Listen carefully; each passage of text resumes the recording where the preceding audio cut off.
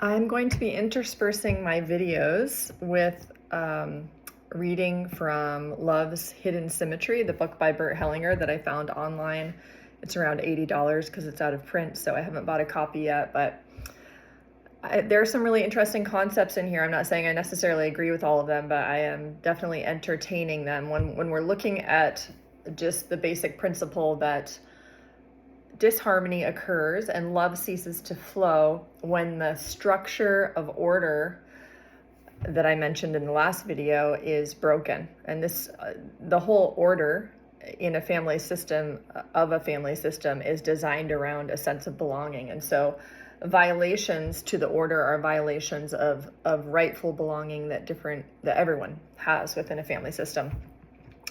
So this is kind of an interesting statement, I think, around the fact that the structure of leadership within a family will change depending on conditions. And so these aren't necessarily static laws when it comes to hierarchy. And again, just watch my last video if you want more context. The hierarchy that Hellinger is talking about is not a hierarchy of value.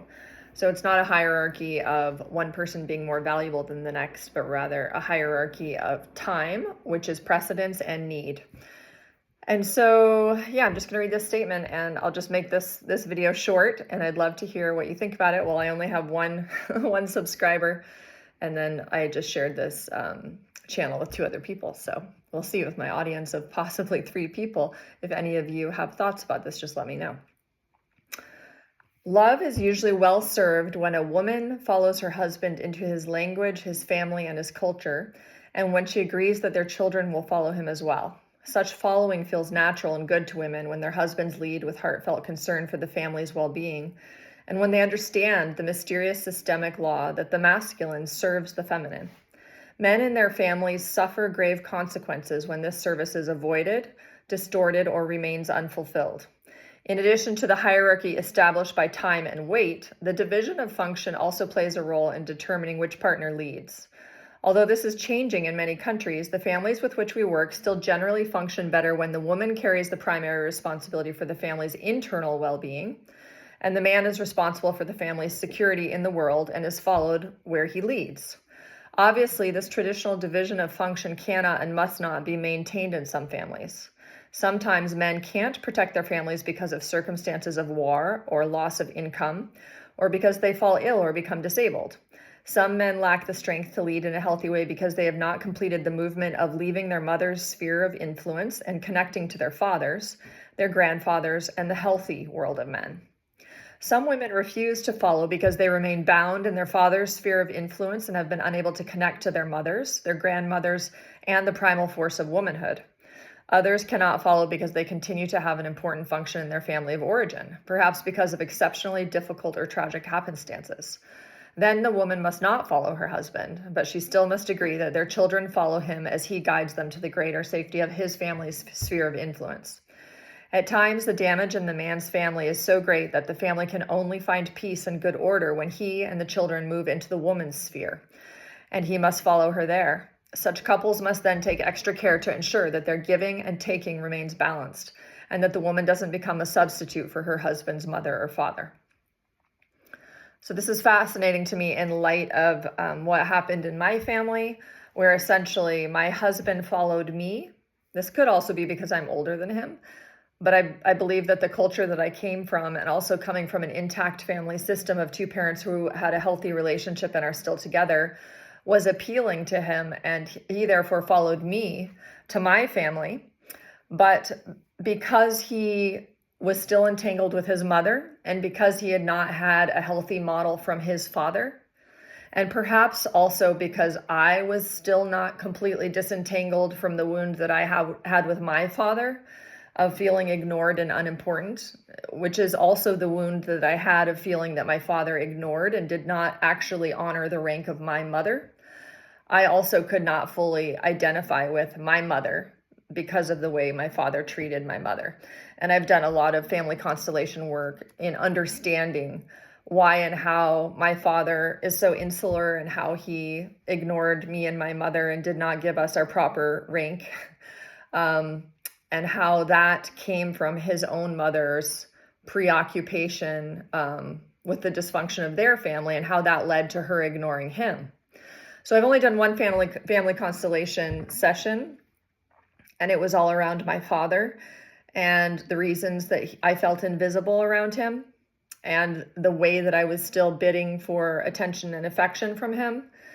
And it was very interesting to see that I believe part of the reason why he was so ignored, aside from the fact that he was from a big Catholic family and his mother was often parenting alone because his father was gone, that there's very much an impact of PTSD, post-traumatic stress disorder, in my father's line and family. And this was not only in the men, for example, his father, my grandfather Tom, who had severe PTSD from being in combat during World War II and were also in other conflicts after World War II. But also, I believe that my grandmother, my father's mother, also had PTSD from being a war nurse. And during this constellation session that I experienced my grandmother being stuck in the clouds, and there was smoke. She was also a heavy smoker. This was not just tobacco that was present, and I could actually smell the tobacco as I was witnessing other people enact this scene. But the smoke and the cloudiness and the discombobulation, I also got the sense was actual smoke from bombs from when she was in Belgium at the time when she met my grandfather during, the peak of World War II. So I think this work is really valuable to do because it gives us, the family constellation sessions actually give us a lot of detailed sensory information that gives us a greater sense for what the field is holding and having more empathy for how and why certain historical events imprinted the family nervous system and therefore affected, especially through a freeze response or hypervigilance with PTSD, affected the flow of love and the sense of belonging, and affected people in a way that up until we do this work is largely unconscious. And then as we become more conscious of it, we can have a lot more empathy and compassion and understanding for where that fragmentation happened, where it started, or at least more recently where it started and how that rippled down, and we can kind of take it less personally. It doesn't change the fact that we still want to be acknowledged by our family members and feel a sense of belonging and legitimacy. But I think that there's a sequence, right? So in the hierarchy of time, if my father was not fully recognized and he coped with that in certain ways, then the sequence of healing and belonging starts with him, not with me. So I just think all of this is interesting because while I'm describing the dysfunction, or not dysfunction, but rather the lack of flow of love, and I'm not saying there isn't any flow of love in that family, but the ways that got disrupted through a lack of a sense of belonging on my father's side.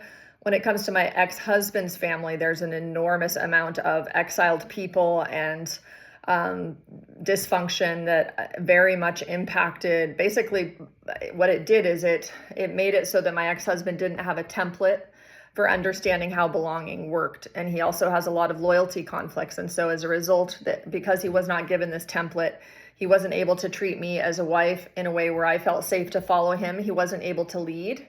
And it put an enormous amount of burden on me to have to try to lead our family. And I'm still leading our family. I am also older, so in the hierarchy of time, I guess it is appropriate that I'm still leading our family. But and also Zachary Fader says his work is amazing as well. I would check him out.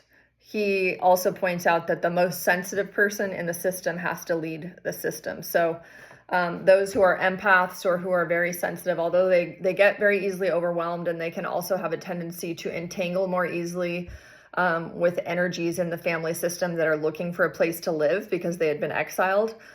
In a way, to expect the less sensitive, more guarded, more armored members of the family to lead is a bit unrealistic, because when people are armored and cut off and overprotective and not sensitive, they're not able to attune to the system enough to know what it needs and to lead it in a direction that's truly again, in tune with what's actually going on. So I am still leading our family, and it's fine. It's an honor, because it's better than no one leading. It's better than just dissociation, fragmentation, and family members continuing a dysfunctional tradition of exiling from each other.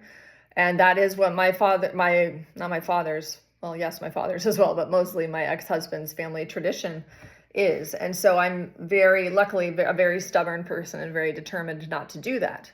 But the beauty of this work is that you don't necessarily have to have the buy-in from your other family members to do this. Because part of what's therapeutic and creates reconciliation in a family is when a person not only comes to terms with, but also consents to their fate. And because all family relationships are fated relationships, I think this is a really interesting concept because I haven't really thought about fate very much. I've always kind of preferred destiny because that implies more choice. But when we're talking about fate, we're talking in family constellations, as far as I understand it. I'm very new to studying this. Fate is just that which has happened, right? So it's like Peter Crone, who did he's the mind architect. His father died at a young age, and he said one of his sayings is, "What happened happened, and it couldn't have happened any other way because it didn't," which is redundant. But it's amazing how much we as human beings will resist what has happened and go through life suffering, resisting something that cannot be changed, and entertaining this idea through a lot of judgment that if someone had behaved differently or things had been different, which kind of implies that they should have been, that the outcome would have been different, and therefore we're still fantasizing about and dreaming about an outcome that can't happen because it didn't, right? So the amount of energy that is lost and leaked out in the process of resenting what has happened, resenting how people behaved, and judging it, and that judgment is based in this belief that they shouldn't have behaved that way and that shouldn't have happened, it's like the opposite of reconciliation, right? So it's kind of another way of just saying that bitterness and resentment just poisons the person who's carrying it. But I think, and I also don't think that can be sped up or artificially eliminated, because a grieving process of the loss of the dream of what your family was going to be is it's an authentic process that takes time. But I do think that a lot of peace can be created, and this is the sense I'm getting just from the short amount of time that I've done this work. A lot of peace can be created when we just come to terms with our fate and we actually consent to it. And so then a lot more energy is freed up for healing when we've actually just simply chosen to consent to acknowledging the reality of what is. And I have a book by Bert Hellinger called Acknowledging What Is that's in the mail. So I'll riff more on that when it comes. But for me, that's the peace that's arriving right now. It's not sanctioning people's behavior to come to terms with what has happened. In fact, when we stop resisting the way they've behaved and just accept where they're at, it actually creates more space for the potential for them to shift, because they're not spending their time resisting your resistance to what they did, right? So anyway, I just love this work, and that's just one little excerpt. But I think what's cool about this is that while there are generally laws that exist, structural laws, this is not a hierarchical law based in power. It's based in the structure of function, right? So Bert Hellinger, this quote that I gave, it initially looks like a very traditionalistic view of male-female relationships, where the men are supposed to be leading and the women are in charge of the domain of the emotional well-being of the family, and the men are in charge of the outer domain. Structurally, that all makes sense. It's just that us women in this day and age, we have resistance to that, not because it doesn't make sense, but because the dependency that creates the power imbalance in any system of dependency, and the way that power imbalance was abused, is what creates a resistance to it. If that power dynamic were not abused, and indeed what he's describing here is that this only works in the face, women following men only works under conditions of recognizing that the masculine is there to serve the feminine. In other words, it's like what I was talking about with Om Rupani and my theory around what a healthy hierarchy is that a healthy hierarchy only happens when there's a reciprocal back and forth flow, which matches Hellinger's idea of the law of balance between respect and cherishing. So those who are dependent must be cherished in order for them to automatically respect those who have more power. And if that isn't in place, an abuse of power will occur. And to the extent that most certainly has happened, women will often resist this description of a hierarchical order of men leading their family. But I really do think that deep down inside, women would love that leadership, following, because they're preoccupied with leading the children, following the man so that they can then fully lead in the area of the emotional well-being of the family and the health of the family, with the understood safety that they are doing so with a man who truly cherishes them and who is truly devoted to serving them. Many men in the men's empowerment spaces are calling that servant leadership. So just to be clear, that what Hellinger is describing here is truly a system of mutual respect, and it is also adaptable to the reality that there are certain scenarios and certain situations where it is appropriate for the woman to lead. And that's one thing I really love about Hellinger, is that he talks about these rules and laws, but he also constantly reiterates the notion that, like, when he's in a family constellation session, his job is to be completely open to where the flow of love needs to go and wants to go, and what the optimal expression of that family soul or family structure is. And if we get overly identified with these rules and these precepts or these general truths, and we apply them as a rigid paradigm that's inflexible, then we've really missed the point.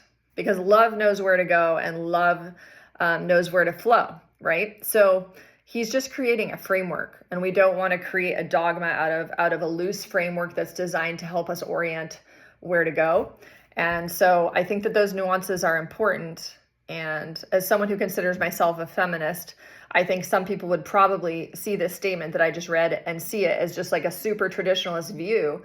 And you really need to take the time to look at the nuances of this and understand that if men had impeccably honored the woman and the family without any abuse of power in the hierarchical structures, as it is described right here, there would be no need for feminism. So in a way, feminism is redundant among systems where mutual respect exists, right? So anyway, I'll stop there because I've been talking long enough. So stay tuned for more excerpts. I'll read some more.